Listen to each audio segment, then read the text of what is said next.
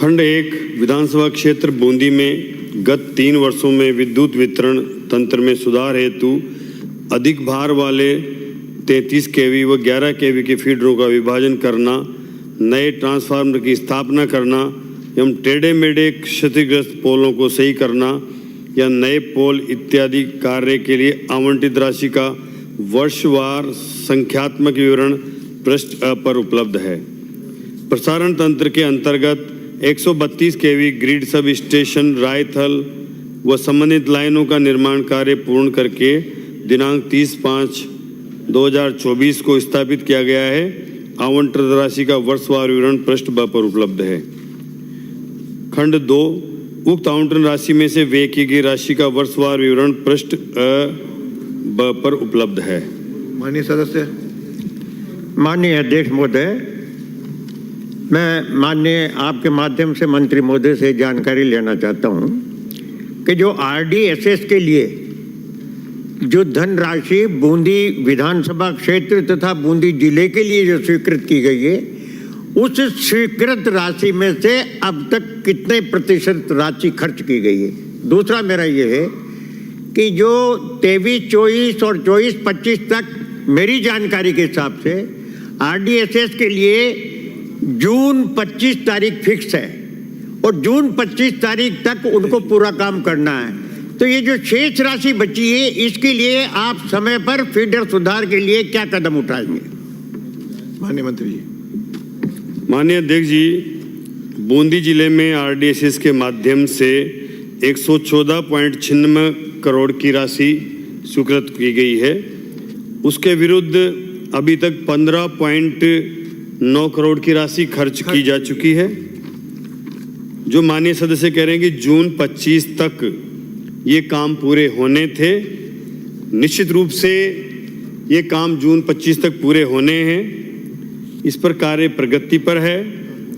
ये कार्य आदेश पूर्ववर्ती सरकार के समय दिए गए थे, लेकिन उस समय जब टेंडर किए गए, टेंडरों में जो उनके फीडर हैं, जो उनकी जो सामान लगने चाहिए थे और उनकी सही तरीके से उनमें भिन्नता आने से वो कॉन्ट्रैक्टर इस काम को लेट भी कर रहे हैं, समय पर नहीं कर रहे हैं। हमने सरकार में आने के बाद मॉनिटरिंग शुरू करी है।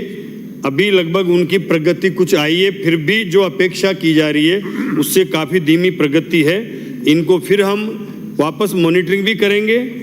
अगर ये ठेकेदार समय पर काम फिर पूर्ण नहीं करते हैं, लेट करते हैं, तो इन संवेदकों के खिलाफ हम कार्रवाई भी प्रस्तावित करेंगे। माननीय सदस्य ने और जो ये कार्य RDSS के लिए पूछा है, तो उनमें आपके 33 केवी के आप फीडर जो है वो उस पर भी 98 लाख का कार्य पूर्ण हो चुका है। जो 4 फीडरों का विभक्तिकरण का काम है। एक आपके 11 केवी के 17 फीडरों का विभक्तिकरण पर भी 164.67 लाख का काम पूर्ण हो चुका है। 11 केवी के एक फीडर का कृषि और कृषि प्रत्यकीकरण में भी 2.5 लाख का कार्य पूर्ण हो चुका है। माननीय सदस्य।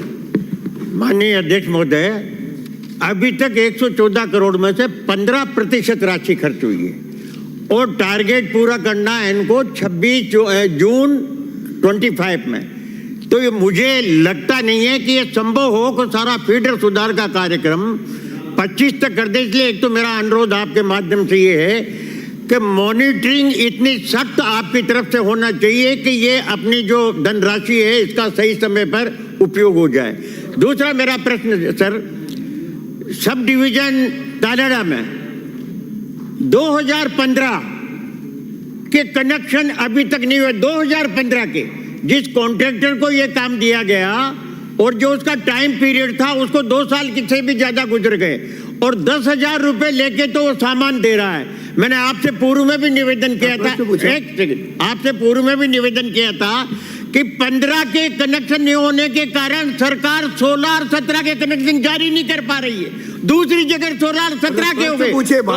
मेरा हाँ यही मैं कह रहा हूँ, चर्चा हो चुकी है। तो मैं यही निवेदन करता हूँ कि शीघ्र उन 15 के कनेक्शन पूरे करवा करके आप टाइम बाउंड 16 और 17 को तो दो, दूसरी जगह 17-18 के हो गए तालाड़ा में और अभी 15 ही लटका हुआ है। माननीय मंत्री जी, कॉन्ट्रैक्ट आपने बिजली की चर्चा में सारी बातें कह दी हैं। अरे आपने कह दी हैं। अगला प्रश्न है, अब जो बताना है आपको, कुछ आपको कहना बताओ। माननीय अध्यक्ष महोदय, जो 2023-2024 से 30/6/2024 तक इनके जो कृषि कनेक्शन हैं वो 1195 कृषि कनेक्शन लंबित हैं और निश्चित रूप से इन लंबित कनेक्शनों के लिए जो कृषि कनेक्शनों के लिए पूर्ववर्ती सरकार ने टर्न के आधार पर जो ठेकेदारों को काम दिए, उन ठेकेदारों ने काम समय पर नहीं किया। हमारी सरकार ने उस प्रगति को रिव्यू किया है। अब हमने ये तय कर दिया है कि जिसने जितना खंबे तार इंफ्रास्ट्रक्चर खड़ा कर रखा है वो उतना काम पूरा करके आगे के काम के लिए उनको हमने नोटिस देके मना कर दिया है कि वो काम नहीं करें। और वो कनेक्शन भी जो आप समस्या बता रहे 16 तक के नहीं, जो ट्रांसफार्मर नहीं दे पा रहा है, अगर वो अभी नहीं देता है तो हमारा विभाग उनको वो ट्रांसफार्मर देगा और बाकी आगे के कनेक्शनों को हम विभागीय आधार पर CLRC के आधार पर जारी करेंगे। अगला प्रश्न है देवेंद्र जोशी। प्रश्न संख्या 380 माननीय अध्यक्ष